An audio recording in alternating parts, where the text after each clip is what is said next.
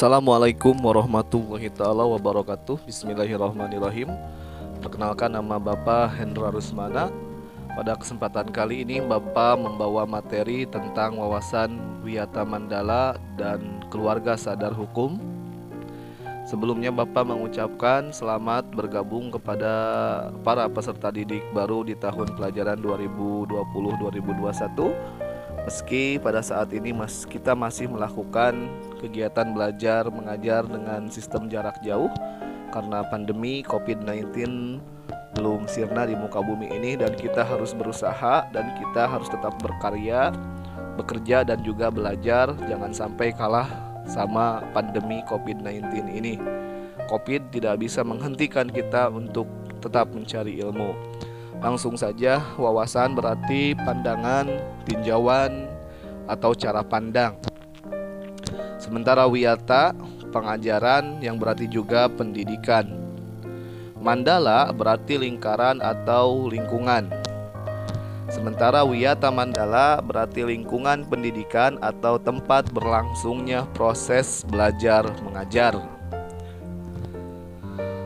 Jadi dapat disimpulkan, wawasan Wiyata Mandala adalah cara memandang sekolah sebagai lingkungan pendidikan dan pembelajaran. Ya. Nah, Pak, sekarang gimana? Masih di rumah? Masih stay at home? Tapi kita tadi di awal Bapak mengatakan tetap mencari ilmu, tetap belajar. Tidak kalah dengan COVID-19, semangat kita untuk belajar. Mungkin Bapak juga sama, kalian juga sama, udah bosan di rumah tentang hal ini. Maka kita harus bisa beradaptasi, belajar bisa di rumah untuk awal tahun ini, dan mudah-mudahan segera kita kembali ke sekolah ya. Selanjutnya adalah wawasan Wiyata Mandala terkenal dengan 7K. 1K atau K yang pertama adalah keamanan, kekeluargaan, kedisiplinan, kerindangan, kebersihan, keindahan, dan juga ketertiban. Komponen peran wawasan Wiyata Mandala. Yang pertama, peran kepala sekolah sebagai penanggung jawab pertama di salah satu sekolah. Yang kedua adalah peran guru menjunjung tinggi martabat dan sikap juga tingkah laku menjadi teladan di masyarakat. Guru mampu memimpin baik di lingkungan sekolah ataupun di luar lingkungan sekolah. Yang ketiga adalah peran sivitas akademika seperti tata usaha, mendukung kepentingan administrasi dalam rangka proses belajar mengajar di sekolah. Perangkat sekolah lain seperti juru kebersihan, satpam, juru kebun, piket, dan lain-lain, yang mana hak dan kewajibannya sesuai dengan bidang tugas masing-masing.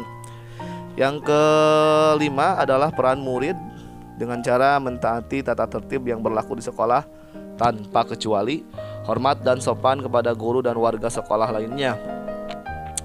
Yang terakhir ada peran masyarakat sekitar mendukung program kebijakan sekolah dalam rangka kemajuan proses belajar dan mengajar. Dalam proses belajar dan mengajar, ikut menjaga keamanan lingkungan sekolah, mengadakan kerjasama dengan pihak sekolah melalui komite sekolah.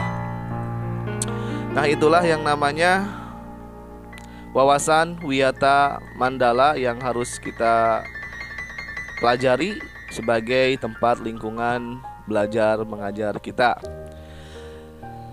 Selanjutnya adalah ada pengertian dari keluarga sadar hukum. Yang pertama, kita harus mengetahui dulu pengertian dari keluarga. Keluarga adalah satuan masyarakat terkecil yang terdiri dari ayah, ibu, dan juga anak. Sadar berarti insaf, kerelaan untuk melakukan sesuatu hal. Sementara hukum adalah seperangkat aturan yang dibuat oleh lembaga yang berwenang, yang sifatnya memaksa. Apabila dilanggar maka akan dikenakan sanksi. Itulah hukum. Lalu apakah yang dimaksud dengan keluarga sadar hukum, atau kita singkat dengan Kadarkum? Kadarkum adalah wadah untuk menghimpun warga masyarakat yang dengan kemauannya sendiri untuk meningkatkan kesadaran hukum bagi dirinya. Selanjutnya, tujuan Qadarkum itu apa? Tujuannya adalah untuk mewujudkan kesadaran hukum, aparatur negara dan masyarakat sehingga menyadari akan hak dan kewajibannya sebagai warga negara. Jadi tujuan dari Qadarkum itu pada intinya agar kita sadar akan hak dan kewajiban sebagai warga negara. Contohnya hak dan kewajiban mungkin kita akan pelajari di materi pendidikan Pancasila dan kewarganegaraan.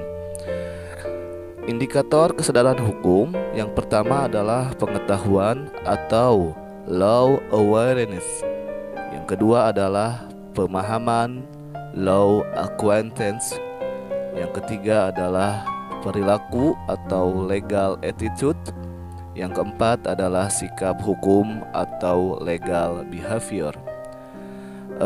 Selanjutnya, karena memang terbatasnya waktu, Bapak ucapkan terima kasih banyak bagi yang memperhatikan.